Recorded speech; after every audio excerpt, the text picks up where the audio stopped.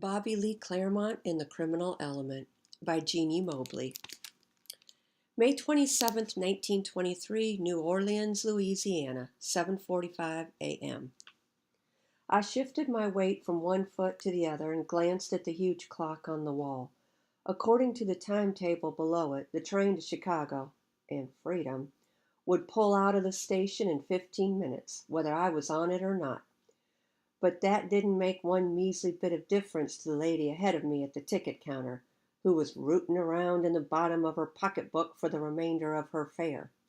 The minute hand on the clock eased forward a tick as she picked out one penny after another, like she had all the time in the world. All the time and none of the cents, far as I could tell. Imagine losing track of money. I'd made plenty of mistakes in my life, but that sure wasn't one of them. I knew where every last cent of mine was, safe and sound inside my pocket. Excepting, of course, the 2 pennies I had placed on Mamma's eyes when we laid her in the crypt. I could still see that bright copper against her alabaster face. It had been hard to give up 2 cents, but then again, I figured I owed her that much, what with all I had cost her. 2 pennies didn't make much difference to getting me out of New Orleans, and I had to get out of New Orleans. That's why I turned to the poor box of the Sisters of Charitable Mercy. I knew it was a sin to steal. Lord knows, Sister Mary Magdalene had drummed that into my head often enough. But the box had barely even been locked. And anyway, I reckoned it was a solid start on my new life of crime, which was about all I was good for. 13 years old, and I had already lied, cheated, and killed my mother, more or less. Stealing from a church was a nice addition to my resume, seeing as how I was headed to Chicago to set myself up in a life of crime for good. Or at least I would be setting off if the lady at the counter would get moving. If I could get my ticket and get on that train before either the sisters or the police found the empty poor box and tracked me down. At last, with a strange little "oh" of satisfaction, the woman found her last penny, laid it on the counter, and scooted it under the barrier to the ticket master. He counted her money with painful deliberateness before sliding a ticket back to her. She snapped her pocketbook shut, straightened her hair and hat with one lace-gloved hand, picked up her ticket, picked up her carpet-bag, double-checked the counter just in case she had forgotten any change, looked at the board to find her platform, and finally stepped out of the way. I pressed forward to the counter and looked the ticket master square in the eyes, as if buying a train ticket to Chicago was old hat to me. Folks like me, aiming for a life of crime, know that confidence is a key to deception. Confidence, though, wasn't enough to hide the fact that I was only 13, and a small 13 at that, since the Sisters of Charitable Mercy hadn't been nearly as charitable as I would have liked when it came to their free lunches. The closest I'd ever been to satisfied was that narrow space between not quite hungry and not quite full. Now, as the ticket master looked down at me, his blue eyes in their narrow space between bushy eyebrows and half-moon spectacles, he wasn't all that satisfied neither. He watched me unfold the scrap of newspaper from my pocket and remove from it miscellaneous coins until I had the exact fare laid on the counter. "You traveling to Chicago all by yourself?" he said doubtfully. "Yes, sir, I got me a Yankee aunt up there," I lied.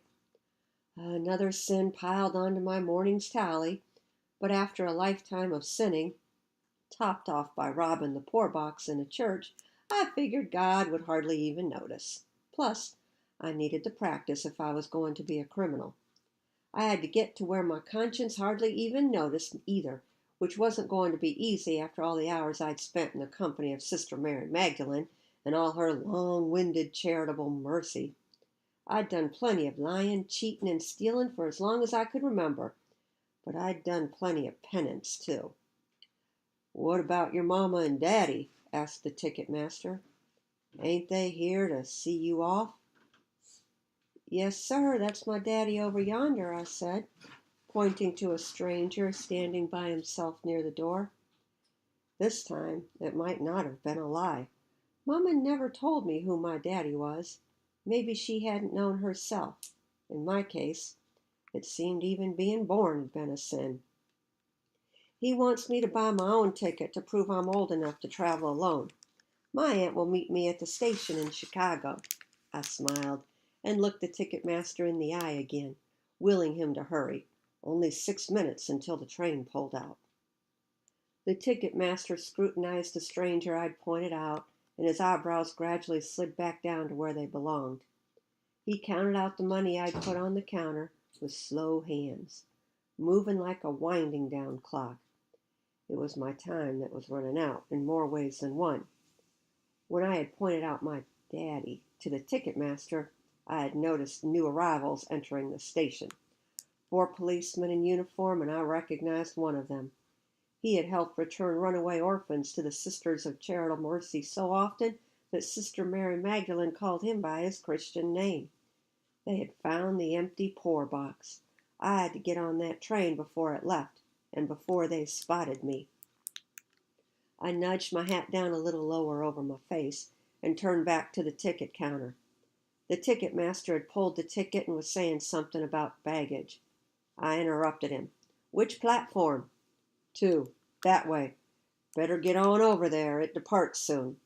He didn't have to tell me twice, not with those cops starting to spread out through the station. I turned toward the entryways to the platforms and set off at a trot. Other late passengers were hurrying toward their destinations as well, and I slipped into the thick Russian crowd trying to disappear. When I was at last in the shadowed archway, I broke into a run, bursting out onto the platform. I crashed head-on into a group of burly workmen. One of them cursed and nearly dropped his end of their heavy load. I stumbled backward and fell, landing square on my backside. I looked up. A shock ran through me when I saw what the workmen were carrying. A long pine box, like the one Mummin had been closed in just a week ago. As I sat, stunned, the 4 men heaved the coffin up to the edge of an open baggage car on the train. My train, bound for Chicago. The crowds of late folks kept surging past, cursing as they swerved or stumbled over me, but I couldn't move. I sat transfixed, watching the workmen slide that coffin into the car, seeing again my mother's coffin sliding into the dark maw of the Sisters' Crypt for the poor. Sister Bernadette had offered me her hand then. Now it was a kid about my own age who offered to help me up. The hand he extended was friendly enough, and I took hold of it, realizing as I did that it was rough and calloused from hard work, and much darker than my own. I looked around, embarrassed to find myself in a crowd of colored folk, all hugging and saying goodbye to family as they boarded the car reserved for them, right behind the baggage car. I looked again at the boy who'd helped me. He was looking at me, just as curious. He wore denim overalls with no shirt underneath, and his dark arms and chest were moist with sweat. Judging from the 2 large suitcases on either side of him, he'd probably been loading the baggage car before I'd come crashing through, though he wasn't any older than me. As soon as I let go his hand, he tucked it, along with the other, into the bib of the overalls.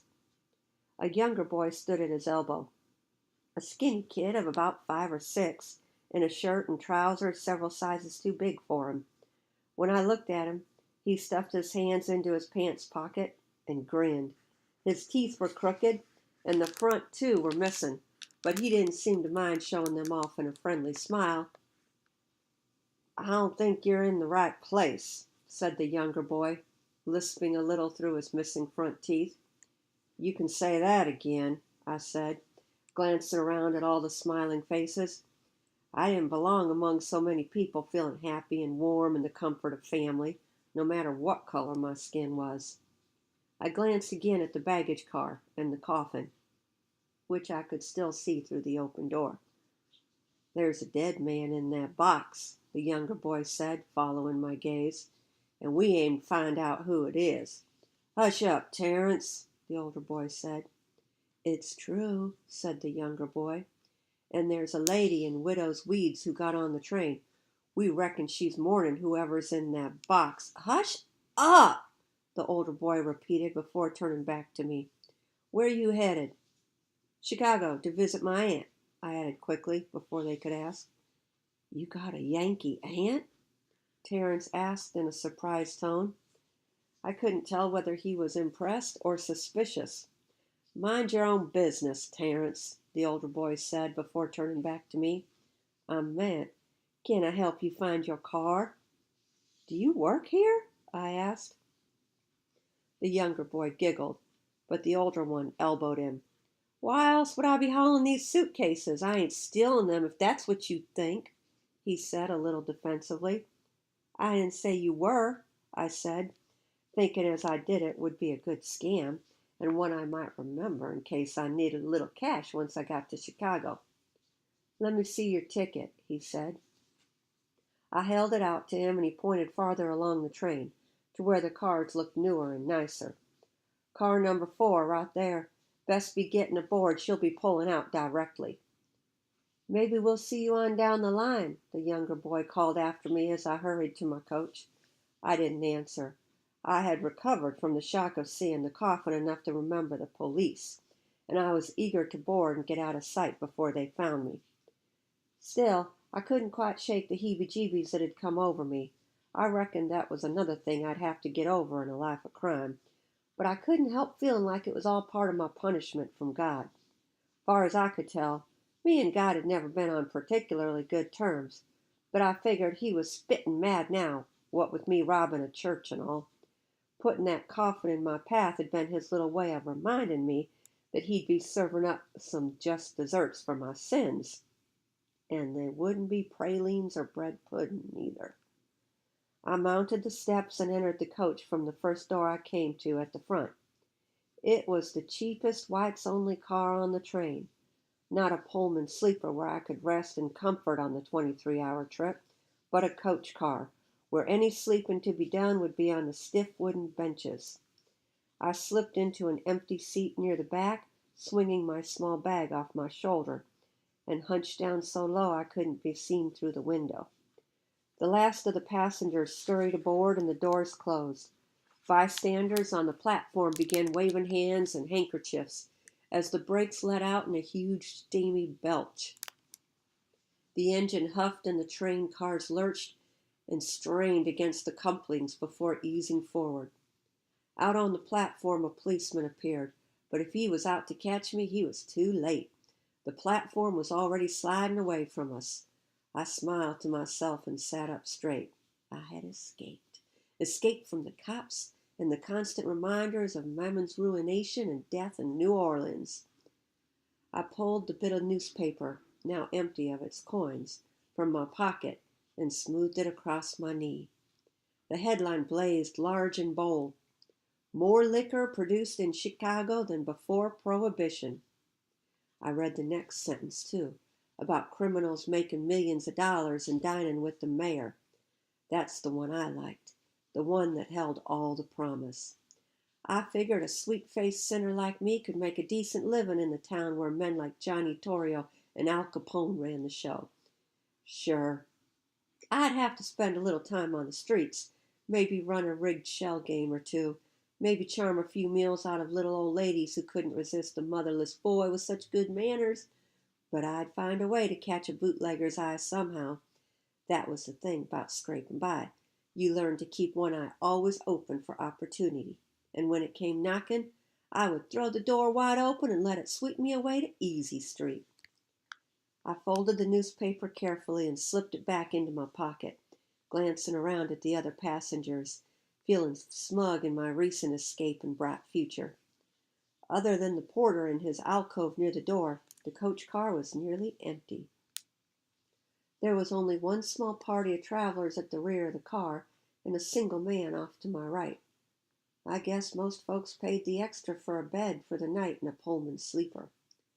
The lone man to my right wore a rumpled brown suit and was reading a newspaper. The party at the other end consisted of 3 men and a lady. One man was slender and pale, like he'd never been out in the sun. The other 2 were big and bigger. making the lady between them seem as tiny and frail as a sparrow. As for her, even though she was facing toward me, I could not see her face. She was dressed head to toe in widow's weeds, black hat, black veil, black dress. Against her shoulder, like an angelic cloud of innocence amid the trappings of her grief, slept a tiny baby, wrapped in a soft white cotton blanket, its head tucked up all peaceful on her shoulder. I thought again of the coffin in the baggage car, my heart sinking as I realized it held a husband and father. This was a woman and a baby cast adrift in the cruel world. Despite my vow to become a hardened criminal, I hated the sight of that fatherless child.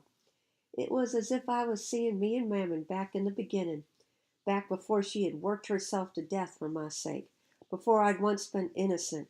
Maybe I'd once been innocent, like that too, before life had gobbled us up and spit us out onto the streets, where swiping rolls from bakeries and loose change from pockets had been the best way to survive.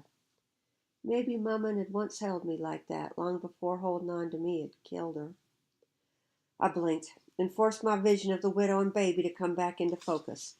Innocence was for saps and patsies, I told myself. I was headed to Chicago to make my mark on the underworld. Fame and fortune and a life of leisure. That's what I was after.